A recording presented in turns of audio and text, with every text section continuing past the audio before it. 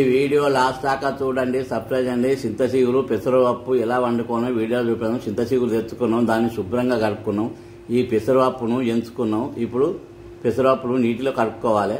Stove అంటూ పెట్టినాం, stove పైన ఈ మట్టి కంచులు పెట్టినాం. అందులోనే ఒక పావడి నూనె పోసుకున్నాం. నిమిషాలు పోపిత్తులు, కళ్యామాకు, పచ్చిమిరపకాయలు, ఉల్లిగడ్డలు దూరగా గోలించుకోవాలి. కొత్తిమీర, పుదీనా, మెంతి, శనగపప్పు, మినపప్పు, పసుపు, అర చెంచా ఇంగు, అల్లం వెల్లిపాయ, చింతచిగురు, పెసరపప్పు ముందుగానే ఎంచుకొని కలుపుకున్నాం.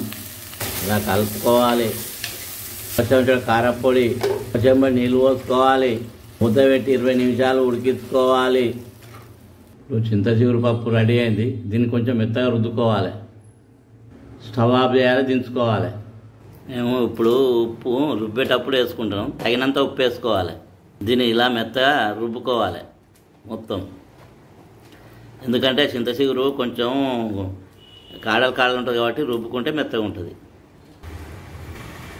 చింతచిగురు పెసరపప్పు కూర రెడీ అయింది. గుమగుమలాడుతుంది. వేడివేడి అన్నంతో కానీ చపాతీతోటి కానీ తింటే చాలా రుచిగా ఉంటుంది. ఈ చింతచిగురు సంవత్సరానికి ఒక్కసారే ఎగురొస్తుంది.